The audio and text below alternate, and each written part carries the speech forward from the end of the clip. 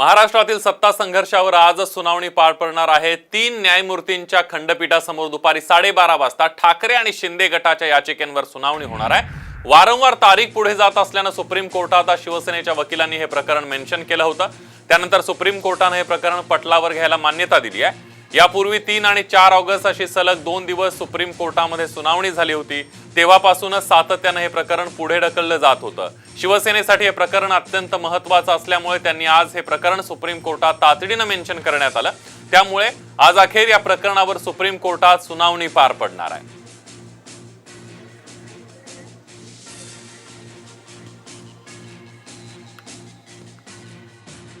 पक्षांतर बंदीच्या संदर्भात केवळ पक्षांतर करणारे आणि पक्षांतर का केलं असं विचारणा करणारे राजकीय पक्षाचे लोकच नाही, तर मतदारसुद्धा महत्त्वाचा घटक आहे आणि त्यांचं म्हणणं ऐकून घेतलं जावं असा प्रयत्न आज आम्ही करणार आहे। अर्थातच हा प्रयत्न न्यायालयाला मान्य असतील तर ते ऐकून घेतील किंवा ते आमची याचिका फेटाळूनसुद्धा लावतील। आमचं म्हणणं ऐकणं आवश्यक नाही असं सुद्धा ते म्हणतील, परंतु पक्षांतर बंदी कायद्याच्या केसेसमध्ये थेट सुप्रीम कोर्टात मतदारांचं म्हणणं मांडण्याचा हा पहिलाच भारतातला प्रयत्न आहे आणि त्यामुळे याचं वेगळं महत्त्व आहे की आपण लोकशाही विकसित होताना बघतो आणि त्यामुळे मतदारांची भूमिका, मतदारांचं म्हणणं हे सर्वोच्च न्यायालयापर्यंतसुद्धा ऐकून घेतलं जावं हा एक नागरिकांचा आवाज आहे आणि तो आम्ही इथे मांडण्याचा प्रयत्न करणार। आणि याविषयीच बोलण्यासाठी ज्येष्ठ सामाजिक कार्यकर्ते विश्वंभर चौधरी आपल्या सोबत आहेत। विश्वंभर सर, स्वागत आहे आपलं साम टीव्ही मध्ये। सगळ्यात महत्त्वाचा मुद्दा म्हणजे शिंदे गटाच्या याचिका असतील किंवा शिवसेनेच्या याचिका असतील यावर आज सुनावणी होते। मात्र तुम्ही सुद्धा या जनहित याचिकेमधले याचिकाकर्ते आहात, ज्याचं असीम सरोदे ॲडव्होकेट यांच्या नेतृत्वात ही याचिका दाखल होते। नेमकं काय मुद्दे मांडण्यात आलेले आहेत जनहित याचिकेमध्ये, तुम्ही जी याचिका दाखल केली त्याबद्दल? कारण असं आताच ॲडव्होकेट सरोदे यांनी सुद्धा सांगितलेलं आहे की नागरिक आणि मतदार हा सुद्धा एक महत्त्वाचा घटक आहे या सगळ्या प्रक्रियेतला। आम्ही असं म्हणालो की जेव्हा आम्ही मत देतो कोणत्या तरी उमेदवाराला, तेव्हा ते फक्त उमेदवाराला मत नसतं, ते त्या पक्षाला सुद्धा असतं। कारण आपली जी लोकशाही आपली चालते ती पक्षीय लोकशाही आहे, पार्टी डेमोक्रेसी आपली तिला एक पक्षीय ढाचा आहे आणि म्हणून ती पक्षीय लोकशाही असल्यामुळे आम्ही पक्षाला सुद्धा मत देत असतो।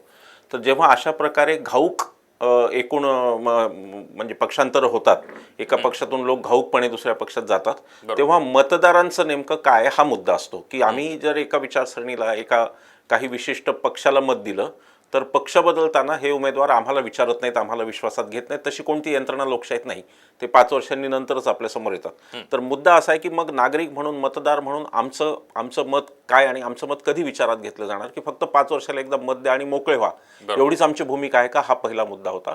आणि दुसरा मुद्दा त्या याचिकेतला आमचा असा आहे की जे काही सरकार येतं आणि लोक निवडून येतात, निवडून येईपर्यंत तुम्ही आचारसंहिता आहे, निवडून येण्याची आचारसंहिता निवडणुकीची आचारसंहिता आहे, परंतु निवडून आल्यावर कोणतीही आचारसंहिता नाही आणि ती आचारसंहिता नसल्यामुळे मग घाऊक पक्षांतर बंदी सुद्धा होते आणि लोक बदलतात। तर आम्ही असं म्हणलंय की त्यांना एक निश्चित अशी आचारसंहिता सुद्धा असायला पाहिजे निवडून आल्यानंतर सुद्धा, ही त्यातली मुख्य मागणी आहे। अगदी विश्वंभर सर, सगळ्यात एक महत्त्वाचा मुद्दा, आता तुम्ही तुमच्या याचिकेबद्दल माहिती दिलीत। आता ज्या पद्धतीने हे सत्ता संघर्षावर सुनावणी सुरू आहे मागच्या काही दिवसांपासून, म्हणजे शिंदे सरकार किंवा शिंदेंनी बंडखोरी केल्यापासून, शिंदे गट स्थापन झाल्यापासून हे सुरू आहे। या सगळ्यामध्ये कुठंतरी ठाकरेंच्या वकिलांनी एक दावा केला होता, हे सरकार बेकायदेशीर आहे आणि एक दिवस ही सरकार हे राज्यामध्ये अस्तित्वात राहिलं तर लोकशाहीची हत्या आहे, अशा प्रकारचा दावा सुद्धा किंवा अशा प्रकारचा युक्तिवाद कोर्टामध्ये करण्यात आला होता। तरीही तारखेवर तारखा दिल्या जात आहेत, 1-2 दिवसाचे नव्हे तर 10-10, 12-12, 20-20 दिवसाच्या तारखा दिल्या जात आहेत। याकडे कसं बघता तुम्ही? हा खरं म्हणजे फार मोठा पेच आहे एक प्रकारे। जर आपण असं पाहिलं की 10व्या अनुसूचीनुसार जर काय आता निर्णय करायचा असेल तर त्यांना एकतर कुठल्या तरी पक्षात तरी जाणं आवश्यक होतं, किंवा आता ते जर झालं नाही तर आता मुद्दा काय येणार आहे? समजा असं गृहीत धरा की आज सुप्रीम कोर्टनी हे ठरवलं की नाही, ते आमदार अपात्र आहेत असं समजा ठरलं, तर सरकारने आतापर्यंत घेतलेल्या निर्णयांचं काय होणार? त्याही वादी बहुमत चाचणी जी झाली ती चाचणी सुद्धा वैध आहे का नाही इथपासून प्रश्न होईल।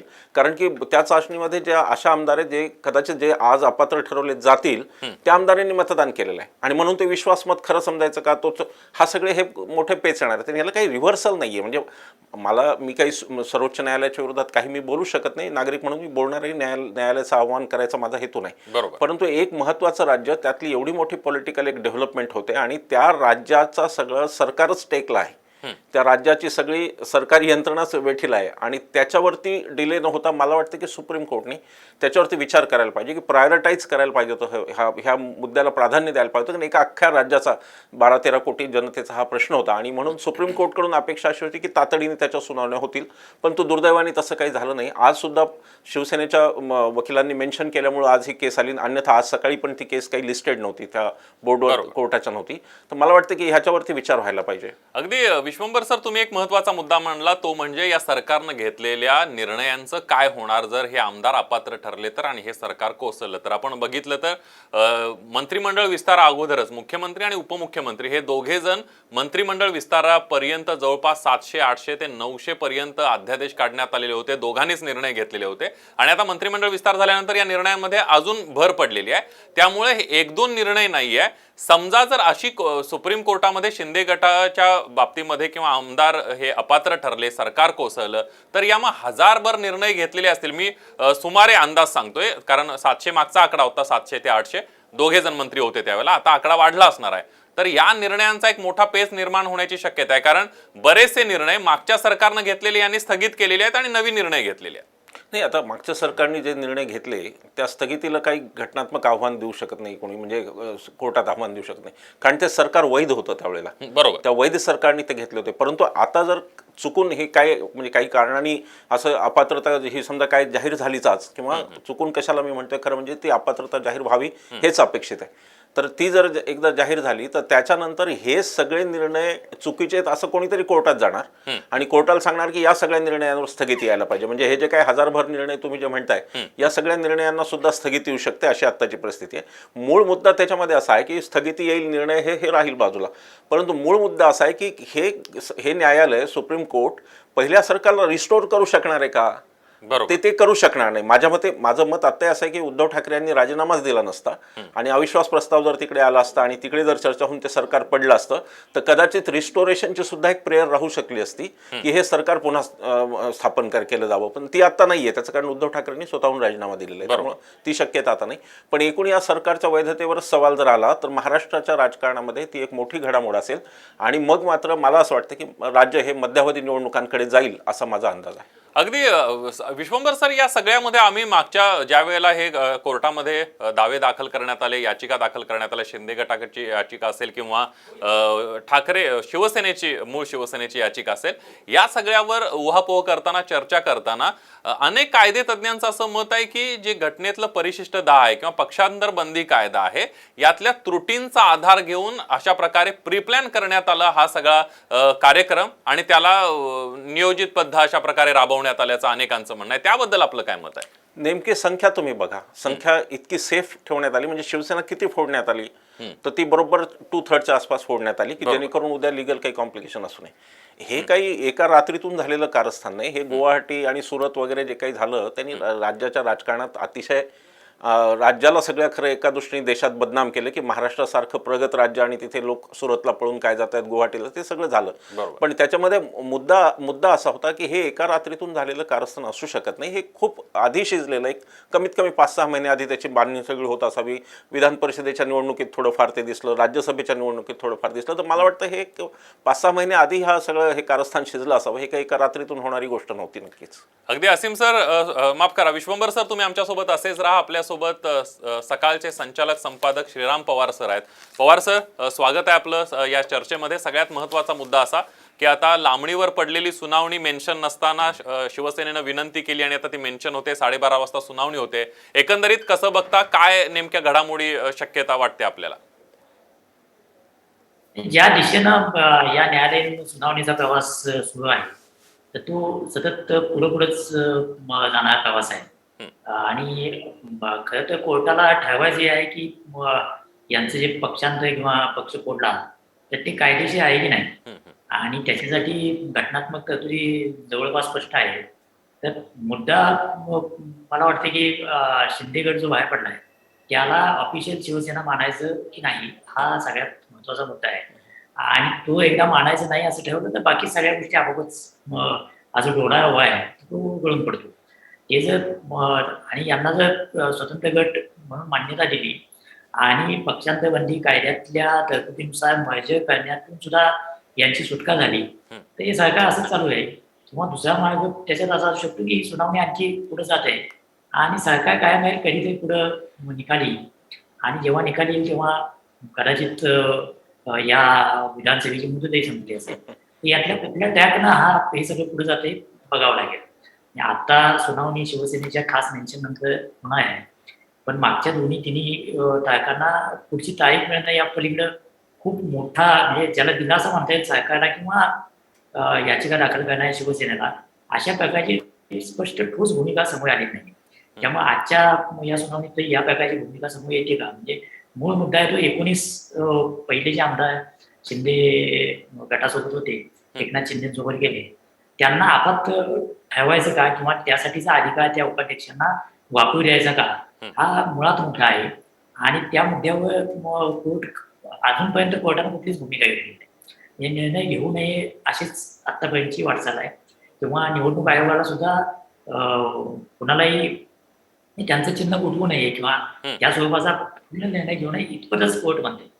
नेमकी ठोस भूमिका त्यातून समोर येत नाही. ती जर आली तर एक तर सत्तेचा मार्ग शिंदे सरकारचा सुकर होईल किंवा हे सगळंच बेकायदा ठरलं तर मग पुन्हा नव्यानं सगळ्या गोष्टी घडवाव्या लागतील. तर त्या दृष्टिकोनातून आजच्या सुनावणीकडे बघावं. अगदी विश्वंभर सर सुद्धा आपल्यासोबत आहेत. विश्वंभर सर, सगळ्यात महत्वाचा मुद्दा असा की अनेक वेळेला म्हणजे सोशल मीडिया असेल किंवा सर्वसामान्य कायदे तज्ज्ञ असतील यांच्या सगळ्या बोलण्यामधून असं होतं की पक्षांतर बंदीचा हा कायदा होता तर पक्षांतर बंद एकंदरीत युक्तिवाद केला जातोय शिंदे गटाकडून. त्यावेळी असं लक्षात येते की हा खरंच पक्षांतर बंदीचा कायदा आहे की पक्षांतराला प्रोत्साहन देणारा कायदा आहे. यामधल्या त्रुटींवर कधी विचार केला जाणार आहे का किंवा काय, याबद्दल सुद्धा एक चर्चा होण्याची गरज आहे. काय वाटते तुम्हाला या कायद्याबद्दल? नाही, एक्झॅक्टली. जेव्हा तो राजीव गांधींनी आणला तेव्हा पक्षांतर सतत होणारी आणि हा त्यांचा फोकस होता तो ठीकच होता. पण नंतरच्या त्याच्यामध्ये दुरुस्त्या झाल्या की मग आता असं झालं की पक्षांतर एकाने नाही करायचं, घाऊक सगळ्यांनी करायचं. तर मग ते मान्य म्हणजे त्याच्यावरती विचार व्हायला पाहिजे. आमच्या एक प्रेयर आमची त्यामध्ये ती पण आहे की ह्या एकूण शेड्यूल 10 वरती पुन्हा एकदा गंभीर विचार व्हायला पाहिजे. खरं म्हणजे मी व्यक्तिशः ह्या मताचा नाही की पक्षांतर बंदी कायदा असावा आणि त्याचं दुसरं कारण असं पक्षांतर बंदी हा वेगळा विषय आहे पण व्हीप हा जो विषय आहे तो लोकशाहीच्या पूर्ण विरोधात आहे असं माझं मत आहे. एखाद्या आमदाराला जर सत्सदविवेक बुद्धीला स्मरून आपल्या पक्षाने घेतलेल्या निर्णयाच्या विरोधात सुद्धा एखाद्या आर्थिक प्रश्नावर एखाद्या घ्या GST सारख्या कोणत्याही प्रश्नावर घ्या तर द्यायचं असेल तर तो असला पाहिजे असं मला वाटतं की व्यक्ती स्वातंत्र्य म्हणून ते तिथे आणि मला वाटत नाही की ते त्या स्वातंत्र्याला ते पोषक आहे की तुम्ही आता व्हीप काढला आणि आता सगळ्यांनी असं मतदान करा. त्यामुळे तो भाग वेगळा. ती एक व्यापक चर्चा त्याच्यावर होऊ शकते. परंतु पक्षांतरबंदी कायद्याचा जर अर्थ आता असा असेल की तुम्ही धनशक्ती वापरून जेवढी पाहिजे तेवढी फुटच करू शकता तर त्या पक्षांतरबंदी कायद्याला काही फार अर्थ आहे असं नाही. म्हणजे त्या जो कायद्याचा त्या जो आत्मा होता त्या आत्म्यालाच तो धक्का लागतो असं माझं मत आहे. आणि म्हणून एक घाऊक पक्षांतरबंदीला परवानगी देणारा कायदा असं आत्ताचं त्याचं स्वरूप आहे ते नक्कीच बदललं पाहिजे. अगदी श्रीराम सर, सगळ्यात महत्वाचा मुद्दा व्हीपचा आता विश्वंभर सरांनी एक महत्वाचा मुद्दा मांडलेला आहे. व्हीप शिंदे गटानं सुद्धा पहिल्यापासून गट फुटल्यापासून म्हणजे शिवसेनेतून बाजूला गेल्यापासून व्हीप जारी करतोय शिंदे गट, शिवसेना सुद्धा व्हीप जारी करते.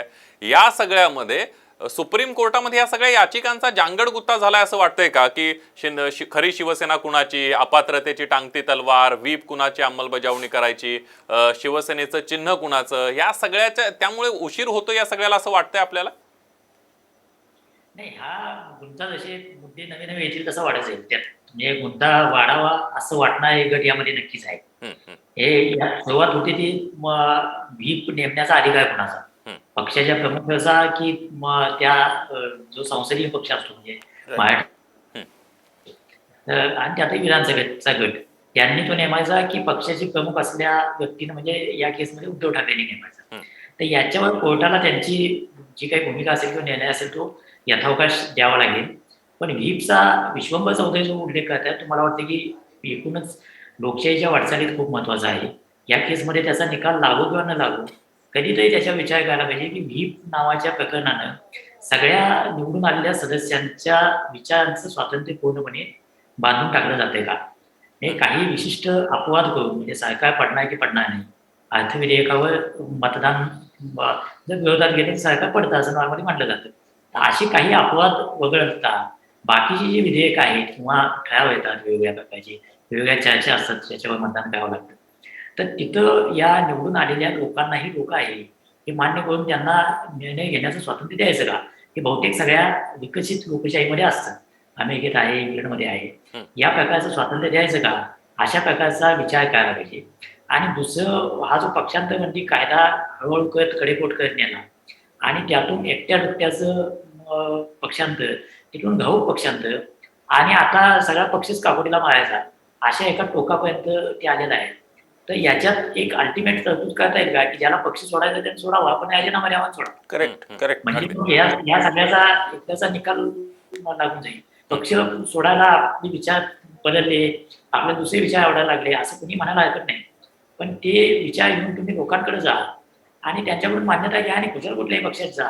अशा प्रकारची एक भूमिका घेतली तर मग मर्ज व्हायचं की नाही वगैरे या सगळ्या गोष्टी कदाचित निकालात निघतील. आणि मला वाटतं की सुप्रीम कोर्टानं याच्यावर विचार केला पाहिजे. याचं काय, हा विचार संसद करेल अशी आता शक्यता वाटत नाही. त्यामुळे हा विचार कोर्टात नाही अधिक संयुक्तिक आत्ताच्या वेळेला. अगदीच या विषयावर सुद्धा विचार करणं गरजेचं आहे. विश्वंभर सर, सगळ्यात महत्त्वाचं या सगळ्या प्रकरणामध्ये किंवा शिंदे गटाचं सरकार अस्तित्वात येईपर्यंत राज्यपालांची भूमिका आहे यावर अनेक वेळेला आक्षेप घेतले गेले, संशय व्यक्त केला गेला. एका घटनात्मक पदावर बसलेल्या व्यक्तीनं अशा प्रकारे पक्षपाती कारवाई करण्याचा आरोप सुद्धा झाला. राज्यपालांची एकंदरीत भूमिका, महाविकास आघाडीचं सरकार अस्तित्वात आलेलं असताना आणि त्यानंतर हे सरकार अस्तित्वात आल्यानंतर दाखवलेल्या वेगवान घडामोडी, त्याबद्दल काय वाटतंय? नाही, मला एक तर आधी मला पवार सर म्हणाले ना, तो खूप महत्त्वाचा मुद्दा आहे आणि तो आपल्या याचिकेत तोही एक मुद्दा आलेला आहे की त्यांनी मग राजीनामा द्यावा आणि स्वतंत्रपणे निवडणूक लढवावी. हा मुद्दा खूप महत्त्वाचा आहे लोकांच्या दृष्टीने असं मला वाटतं. तो एक. तर राज्यपालांची भूमिका जर आपण पाहिलं तर केंद्र शासनाचे प्रतिनिधी म्हणून राज्यपाल येतात. अगदी अलेक्झांडर साहेबांपर्यंत, सुब्रमण्यम होते, ह्या सगळ्यांपर्यंत एक परंपरा पाळली गेली की जेव्हा आपण एखाद्या अधिकार पदावर जाऊन बसतो तेव्हा आपण कोणत्याही पक्षाचे राहत नाही. म्हणजे विधानसभा अध्यक्षांच्याकडून जसं अपेक्षित आहे की ते कोणत्या तरी पक्षाचे नाहीत, ते तिथे सगळ्या आमदारांचे ते अध्यक्ष आहेत आणि त्यांना सगळ्यांना सारख्या दृष्टीने पाहिलं पाहिजे. राज्यपाल पदाच्या बाबतीतही ती गरिमा खूप वर्ष सांभाळली गेली लोकशाहीत आणि अनेक राज्यपाल आपल्याला उदाहरणं देता येतील की त्यांनी अगदी स्वतःच्या पक्षातून ते आले, त्या पक्षाच्या विरोधातही त्यांनी निर्णय घेतलेले. पण हे जे काही सुरू झालं नंतर, हे 2014च्या नंतर जे सगळ्याच संस्थांवरती अतिक्रमण सुरू झालं, मग CBI असो, मग ED असो, मग काही प्रमाणात सुप्रीम कोर्ट असो, मग इतर संस्था असो, त्याच्यातच राज्यपाल पद हेही सुद्धा आलं. आणि जेव्हा तुम्ही अशी एक ज्याला म्हणू की लोकशाहीला पोषक नसलेली आणि हुकुमशाहीकडे झोकणारी अशी एक कार्यपद्धती तुम्ही जेव्हा राबवता तेव्हा कोणत्याच संस्था चांगल्या राहणं हे शक्यच गोष्ट नाही. त्यात राज्यपाल पदाचं सुद्धा पतन झालेलं आहे असं माझं मत आहे. आणि हे पश्चिम बंगालमध्ये दिसलं, हे अनेक ठिकाणी, फक्त महाराष्ट्रातच असं नाही. कमिटेड जे राज्यपाल आहेत आणि आता त्या पदावरच लोकांना, म्हणजे मला खेदानी म्हणावं वाटतं की आत्ताचे राज्यपाल इतके लोकांमध्ये या बाबतीत अप्रिय झाले की लोक त्यांच्यावर सोशल मीडियातून वगैरे काय बोलतात ते आपण पाहतो सगळं. तर ती जी काही गोष्ट आहे की त्या पदाचीच सँटिटी संपवणं, त्या पदाचं महत्त्व संपवून टाकणं, ते ह्या काळाचा 2014 नंतरच्या काळाचा हा विशेष गुण राहिला. आणि म्हणून आज तुम्ही पाहाल की ED सुद्धा किती चिल्लर पातळीवर किंवा इतर सगळ्या संस्था आपण पाहाल तर त्याला काही कुठला दर्जा राहिलेला नाही.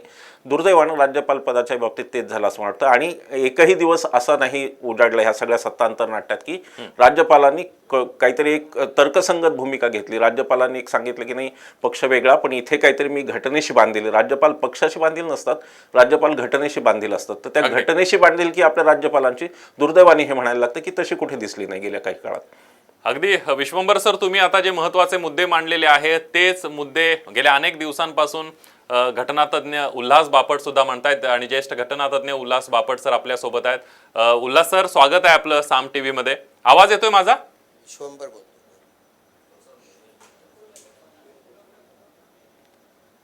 बापट सर, माझा आवाज येतोय?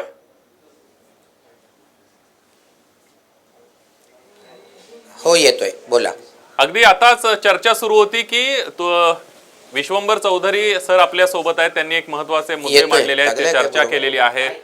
श्रीराम पवार सर सुद्धा आहेत, सकाळचे संचालक संपादक. या सगळ्यामध्ये चर्चा आता सुरू होती की राज्यपालांच्या एकंदरीत अधिकार आणि राज्यपालांची वागणूक कशी आहे. तुम्ही अनेक वेळेला या विषयावर सुद्धा भाष्य केलेलं आहे.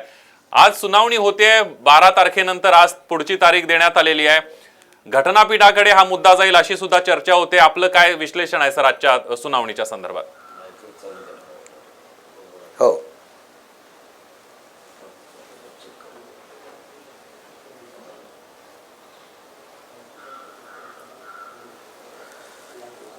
नाही, मी गेले 2 महिने हीच गोष्ट सांगतोय की हा जो निर्णय लागेल हा आत्तापर्यंतचे सुप्रीम कोर्टाचे जे निर्णय आहेत ते 10 महत्त्वाचे निर्णय मला काढायला सांगितले. म्हणजे गोलकनाथ केस आहे, केशवानंद भारत आहे, पुट्टास्वामी आहे. तर त्याच्यामध्ये या खटल्याचा अंतर्भाव होईल. याचं कारण असं की पक्षांतरबंदी कायदा आणि गव्हर्नरचा रोल या दोन्ही घटनेशी निगडीत असलेल्या गोष्टी आहेत आणि याच्याबद्दलचा निर्णय जो दिला जाईल तो भारताच्या भविष्यातल्या लोकशाहीवर निश्चित परिणाम करणार आहे. कारण गेले 2 वर्ष मी स्वतः अनेक वेळा बघतोय की आपले माननीय राज्यपाल जे आहेत ते घटनेला सोडून वागत आहेत. त्यांना 163 कलमाखाली मुख्यमंत्र्यांच्या सल्ल्यानुसारच काम करावं लागतं. काही डिस्क्रिशनची जी पॉवर आहे म्हणजे आता राष्ट्रपती राजवटीची शिफारस करायची, कारण एखादं बिल प्रेसिडेंटकरता रिझर्व ठेवायचं वगैरे वगैरे, त्याच्यामध्ये अधिवेशन बोलवणं किंवा विधान परिषदेवर 12 सदस्य नेमणं हे त्यांच्या डिस्क्रिशनचा भाग नाही आहे अजिबात. आणि घटना समितीमध्येच आंबेडकरांनी सांगितलेलं होतं की आपण वेस्टमिन्स्टर मॉडेल घेतलेलं आहे ज्याच्यामध्ये पंतप्रधानांच्या हातात सगळी सत्ता आहे आणि राणी ही ट्रायट्युलर हेड आहे. तसंच इथे गव्हर्नर हे नॉमिनल हेड आहेत आणि मुख्य सत्ता जी आहे ती मुख्यमंत्र्यांच्या हातात आहे. परंतु ही घटने पूर्ण धाब्यावर बसवून सध्याचे राज्यपाल वागतायत. त्यामुळे सुप्रीम कोर्टाने त्यांना काही कानपिचक्या देणं आवश्यक आहे असं मला वाटतं आहे एक. आणि दुसरं, पक्षांतरबंदी जो कायदा आहे त्यातनं पळवाटा काढण्याचं हे जे काम सध्या चाललेलं आहे. आधी फक्त जर का 16च लोक डिस्क्वालिफाय होणार होते तर ते 2/3 मध्ये बसत नाहीत. हा पहिला भाग आहे. बरं 2/3 बाहेर गेलं तर त्यांनी विलिनीकरण केलेलं नाही, हा दुसरा भाग आहे.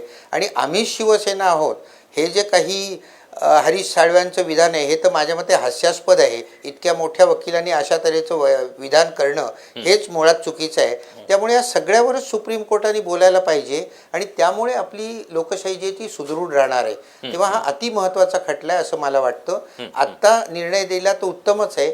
आणि जर का घटनापीठाकडे सोपवलं 5 जजेसच्या 7 जजेसच्या तर तोही 15 दिवसात निकाल लागणं आवश्यक आहे. तोपर्यंत या सगळ्या आत्ताच्या गोष्टींना स्टे देणं आवश्यक आहे असं मला वाटतं. अगदी बापट सर, सगळ्यात महत्वाचा मुद्दा, आताचे जे सरन्यायाधीश आहेत ते पुढच्या काही दिवसांमध्ये निवृत्त होत आहेत आणि त्या अगोदर या सगळ्या प्रकरणाचा निकाल लागेल असं वाटत होतं महाराष्ट्रातल्या जनतेला. मात्र तसं काही झालं नाहीये.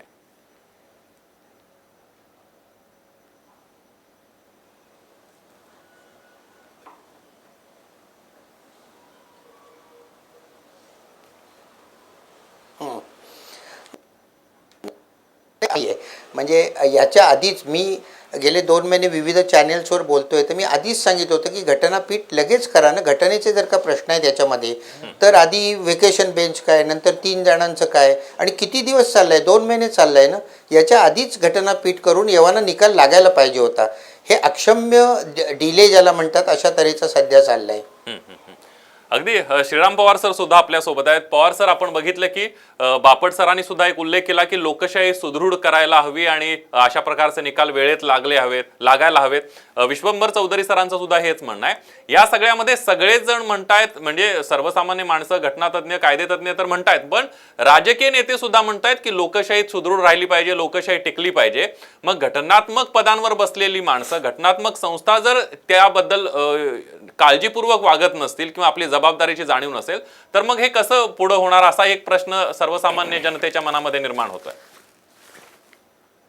सगळ्यांनाच लोकशाही सुदृढ झाली पाहिजे असं म्हणून विशेषतः राजकीय जे प्रवाह आहे ते असं म्हणत असताना त्यांना सोयीचे निकाल हवे त्यामुळे ते म्हणत राहतील. यातला मुद्दा अतिशय स्पष्ट आहे की पहिल्या 19 जणांचे अपात्रतेचं काय काय आणि कोर्टानं त्याच्यावर निर्णय दिला की बाकी सगळ्या गोष्टी आपोआप पुढे मार्गा लागतात. आता त्यानंतर हा जो नवा युक्तिवाद आला आहे ज्याचा बापट साहेबांनी उल्लेख केला की आम्ही शिवसेना आहोत आणि तसं आम्ही शिवसेना आहोत असं म्हणताना जो काही तर्क दिला आहे तो फार म्हणजे आजपर्यंत असं कोणी बोललं नव्हतं की बहुमत असलेल्या लोकांना आपल्या पक्षाच्या नेत्याविरोधात जायचा अधिकार आहे की नाही. आता अधिकार आहे की नाही तो पक्षांतर्गत मध्ये असायला हरकत नाही, पण एकूण आपल्या घटनात्मक चौकटीमध्ये पक्ष कोण, संसदीय पक्ष कोण आणि त्याचे निर्णय कसे व्हायला पाहिजे याचे अनेक नियम पण आहेत आणि संकेत पण आहेत. तर हे सगळे नियम संकेत सोडून आता जे काय आहे ते महाराष्ट्रात घडत आहे तर ते संकेत सोडून आहे असं मानायचं का हा नवा संकेत मानायचा, तर हे सगळं एकदा कोर्टानं ठरवायला पाहिजे आणि ते जितक्या लवकर शक्य आहे तितक्या लवकर ते ठरवायला पाहिजे. न्यायालयीन प्रक्रियेला अमुक दिवसातच व्हावी असं म्हणणं अयोग्य आहे हे मान्य आहे मला. अगदी. पण शेवटी ज्या प्रकारचा पेच महाराष्ट्रात तयार झाला आणि याचं दीर्घकालीन परिणाम आहेत, म्हणजे जसे मुंबई केसचे दीर्घकालीन परिणाम झाले, त्यानंतर कधीच राज्यपालांना किंवा राष्ट्रपतींना सदस्य संख्या कोणाच्या बाजूने हे ठरवता आलं नाही. ते बरोबरच ठरेल, म्हणजे आयदर लोकसभेत ठरेल किंवा विधानसभेत ठरेल, हे तत्व म्हणून आपण मान्य केलं. तसंच या प्रकरणातून जो काही निकाल लागेल त्यातून कर्तृत्वाचे अधिकार काय, पक्षप्रमुखाचे अधिकार काय, आणि असा एखादा कितीही मोठा उद्या 90% सदस्य जरी फुटले तरी त्यांना मर्ज न होता स्वतंत्र पक्ष म्हणून बसता येईल का? मग मूळ पक्षाचं काय, तो बोगस पक्ष आहे म्हणायचं काय, किंवा बेकायदा पक्ष आहे असं म्हणायचं? असे अनेक मुद्दे याच्यात गुंतलेले आहेत आणि त्याच्यावर एक सुप्रीम कोर्टाचा निर्णय म्हणजे शेवटी तो केस लॉ म्हणून सुद्धा मान्य करावा लागेल. तर त्या दृष्टिकोनातून या खटल्याचं महत्व प्रचंड आहे. म्हणून हा निर्णय जितक्या लवकर येईल तेवढं हे सगळे जे काय संभ्रमाचं वातावरण आहे ते संपवण्यासाठी योग्य असेल.